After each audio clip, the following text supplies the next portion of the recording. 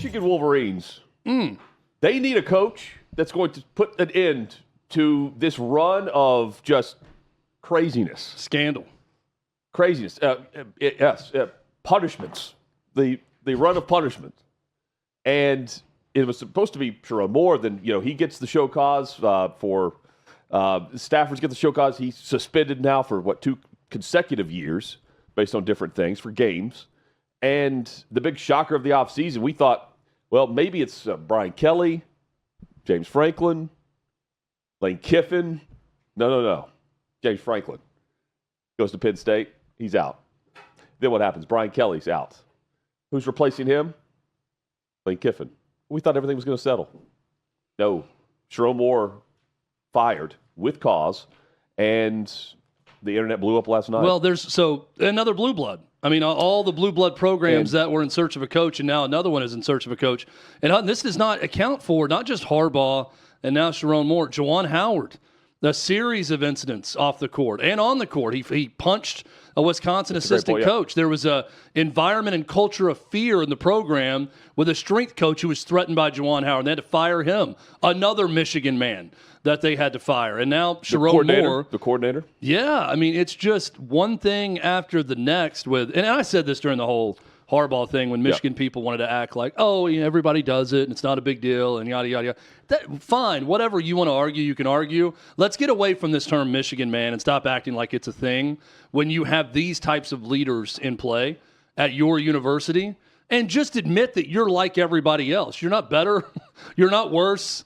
You're like, well, right now you're worse because of all the scandals, but most of the time you're no better, you're no worse. You're just another program that's trying to win at all costs, and it bites them. And I think, Hutton, the timing of this is also kind of laughable when you know that this was pretty much an open secret with Michigan and the players and the staff and everyone for quite a while. Yeah, I mean, we all of a sudden when this news comes out, it's like, this was the university's been looking into this for some time.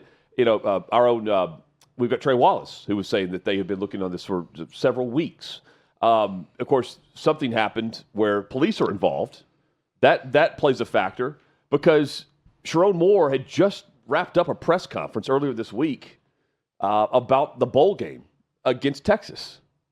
If we rewind, if you rewind a few years, you've got the whole deal with Connor Stallions. They had been looking into that. They had known that the investigation was going on, and then all of a sudden, they were in the middle of the season when this goes down, right before the start. So it's like, was he just going to continue to coach until law enforcement got involved? Well, they got a tip, and then the tip took forever to investigate, and then, they said a few weeks ago, or whatever the time frame is. But it's like, now we have it. Now it is. Right. First off, Ward Manuel needs to go. Ward Manuel, the AD, needs to go. And Ward Manuel coming out, we have a zero tolerance policy for this stuff. What happened was you knew what was going on before the tip. Right. People knew. Then you really knew after the tip, and now people are accusing him of it. And what you wanted to do was wait around until after National Signing Day to get everyone signed and then do something. And then once even you got past signing day, Hutton, you're doing the Citrus Bowl press conference. Right. You're doing all that. You're meeting with media. Maybe we can skate by with this. And then over the weekend, an incident happens that leads Sherrone Moore to jail. And now the Pittsfield Charter Township Police Department is releasing a statement to R. Trey Wallace saying the following. The Pittsfield Police Department responded to the above location of the above date. In time of the purpose of the investigation is an alleged assault and involving Sherrone Moore. So now you got to fire him. Sure, right? Like this is not Michigan means business. It's zero tolerance. Now it's like, no, you let this go and let this go and let this go. Having an affair is not against the law. It can violate morality clauses in a coach's contract for sure, but it's not against the law. Having an affair with a paid staffer that works for you is a big problem at any job that you would have. And then to combine that, now you've got the possibility of criminal assault that took place and breaking and entering that is going to be an even bigger problem for Sherrone Moore. Yeah, and again, the next hire, whoever it may be, it can be someone from within, someone on the outside, another big shakeup across college football, whatever. They have to put an end to this run of punishment that I'll call. Because Michigan continues to have success. Now, they wouldn't call it success this past year, but it's not like Sherrone Moore was just awful as a head coach. What, 8 wins, then 9 wins? Well, the year before they beat Ohio State and they beat Alabama in the bowl game. Right. So they had a great finish, and then they get the number 1 player in the country in Bryce Underwood. I'm looking as around a freshman at the records, and you're going, well, I guess, you continue to beat Ohio State. Yeah, I mean, it's fine. Well, until this year. It's not what Michigan fans want ultimately, but No. They got the number 1 quarterback in America who's just a freshman, who you would think was coming back to play for Sherrone Moore. Now everything's sort of up in the air. I think if you ask Michigan fans, they would say Moore was coming back under the pretense of, okay, this is a prove-it year. Year 2 with the freshman's coming back in year 2. It's time to get back on track. Time to get back into the college football playoff circle. But, I mean, what the expectation is now is to get rid of this run of just awful behavior. Yep. And this one takes the cake over or sign stealing or anything else you want to go to. But it's just like, the whole Michigan man premise. Chad, you hit on this earlier with a previous punishment. It's just ludicrous now. Yeah. So no one wants to hear that shit. So no. No one. No. Just save it like that. Let's put that away forever. And I'm seeing Adam Schefter, another Michigan man, say, guys, we haven't heard Sherrone Moore's side of the story yet. There's another side of this. We got to wait and hear that side of the story, which, okay, fine. I'm sure there is his side of the story also. But acting like people were out to get Sherrone Moore for a while. I mean, you're making it pretty easy on yourself. Yes. When you're having an affair with someone who's your executive assistant, possibly, allegedly. Right. And also, you're breaking into that person's home, allegedly, and there's an alleged assault that we know about that the police department has confirmed that he's in custody. Even prior to that, Chad, the whole statement about head coach Sherrone Moore has been terminated with cause, effective immediately. Right? That statement alone, definitive, right? Yeah. Following a university investigation, credible evidence was found that Coach Moore engaged in an inappropriate relationship with a staff member.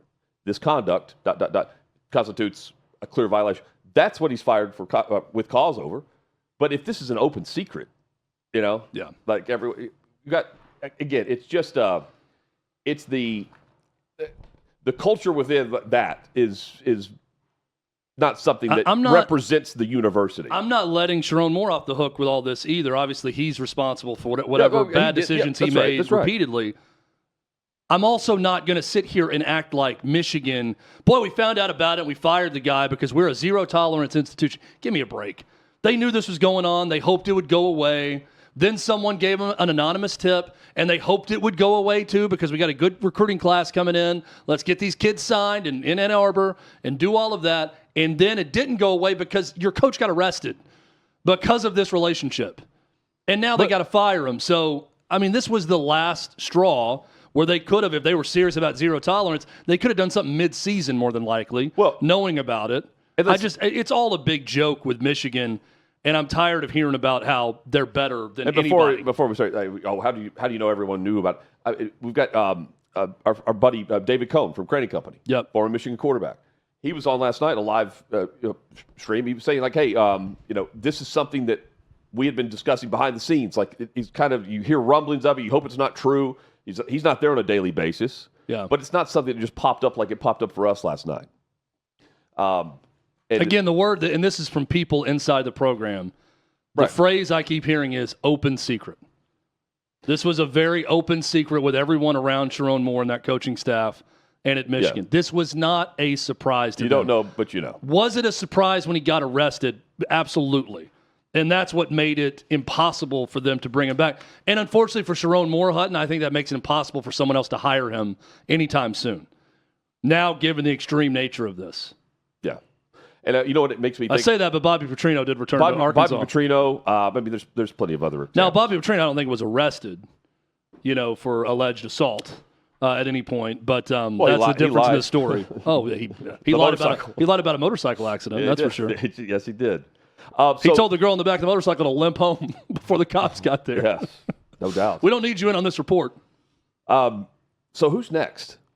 Who's next? By the way, we've got a live look at Michigan's internal investigation. Oh, really? We do? Yeah. Well, here's a live photo of Michigan's internal investigation into Sherrone Moore. Yes. Our guy, Tim Robinson. I think you should leave. We got to get to the bottom of this, everybody.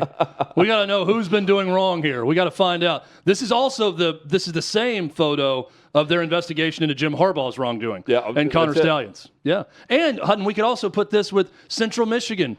And this is the sideline right Amy here. Folan, I believe, was the AD, now that I remember her name, committed to memory. Yep. Now and the their investigation, into the photo of Connor Stallions at their game in Central Michigan gear, but she had no knowledge of it. Yes. If you haven't seen the show, go see the show. Hey, if you like the channel, become a season ticket holder for Hot Mic by clicking the subscribe button below and join the conversation in the comments section. Agree, disagree, we'll join you there in the chat. Now back to Hot Mic. So who's next? It's a great job on the platform of college football. Fantastic if you want to get out of the SEC because you go to Michigan in the Big Ten in that schedule. All right? Let me say it that way. This is going to be a massive shakeup because now we go from, okay, Kiffin wants to coach at Ole Miss during the playoff where he's the coach of LSU. You're like, that can't happen. That's not going to be able to happen. You got the portal going on. Well, now the timing is, Michigan's, man, they've got to hurry up and do this because they've got the portal, they've got all these different things they got to save. Think about the team that's about to lose their coach to Michigan and how that's going to feel. Because once you lose your coach to Michigan, doesn't the portal open back up for the players on that roster automatically? I believe that's the rule, where you've got the portal window that opens for 2 weeks for any player that has their coach depart in the offseason. That would be the case in this instance. And there's some big name programs being mentioned. It starts, Chad, with, Tuscaloosa. We heard Kalen DeBoer's name mentioned at Penn State. I don't think there's any coincidence that that's also a Big Ten program. And we know where DeBoer came from, which would be currently a Big Ten program. I think this thing gets interesting if he loses to Oklahoma next Friday night. Yep. And he loses to Brent Venables in Oklahoma 3 times in 2 years and is bounced in the first round, following up that performance against Georgia in the SEC championship game and then losing the first round game to Oklahoma, which Alabama is a slight favorite in that game on the road. I think -2.5. So if he loses as a favorite and then the heat turns up on him and the chatter turns up on him, maybe I could see a scenario where this would happen. Now, normally, Hutton, I would say, oh my gosh, escape the SEC in that schedule for Big Ten and a schedule you're going to get there. I will say, however, Michigan's schedule in 2026 is damn tough. They've got Oklahoma at home in the non-conference. They got Indiana at home, Iowa at home, Penn State at home, UCLA at home. They go to Oregon, to Ohio State. Okay, this is the Big Ten schedule from hell that never This is the only way. This is the. You're right. This is the toughest possible Big Ten schedule. This is your and they go to anti-lottery Minnesota ticket. Also.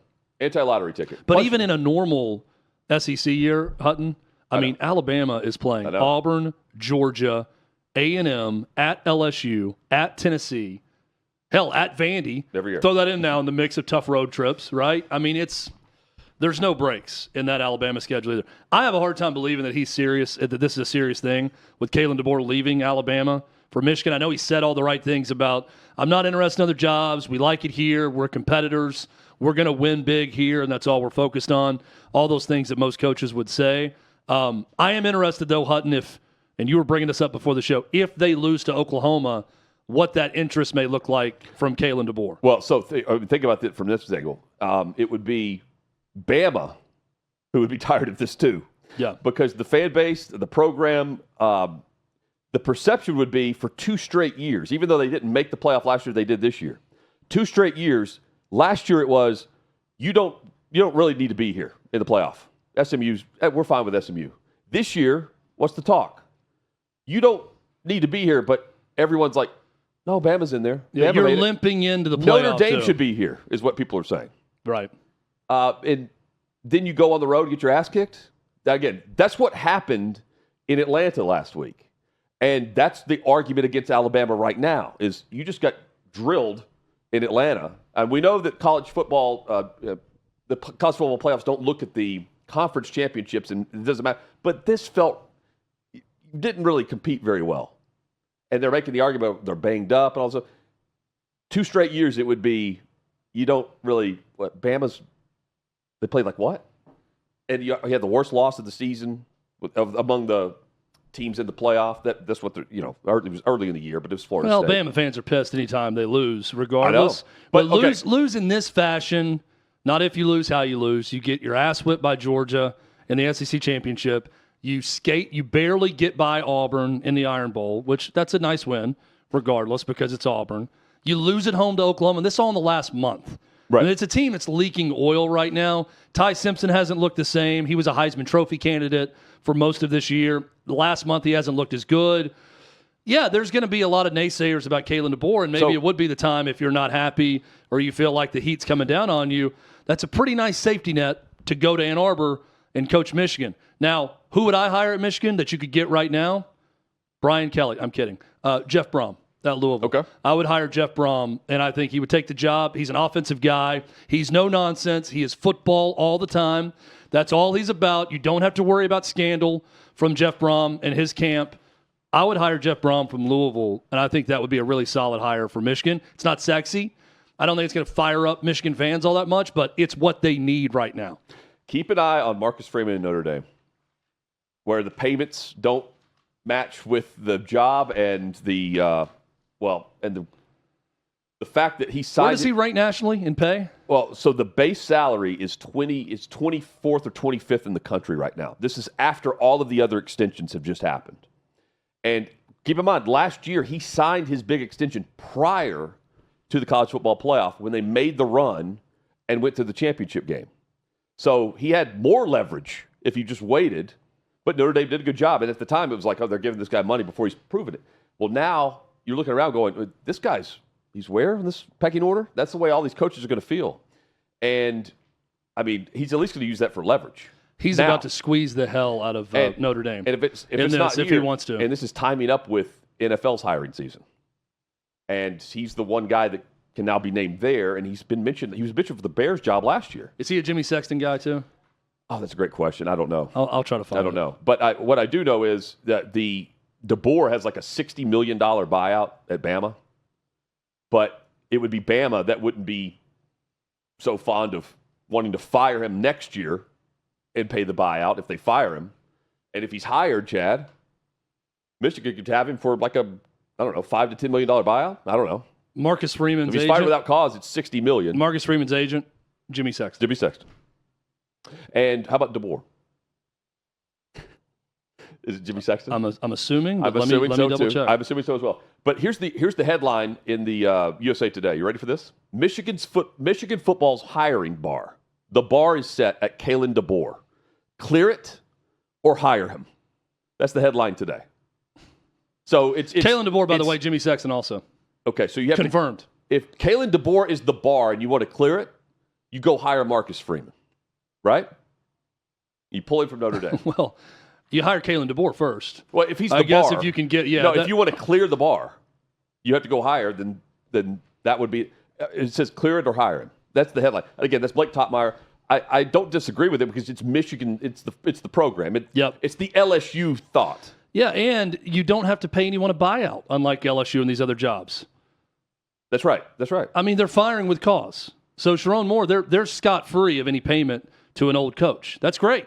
Jim Harbaugh left them, right? That's right. Didn't have to pay a buyout. So they're in the rare case where, I mean, hell, Auburn's paying 3 coaches right now.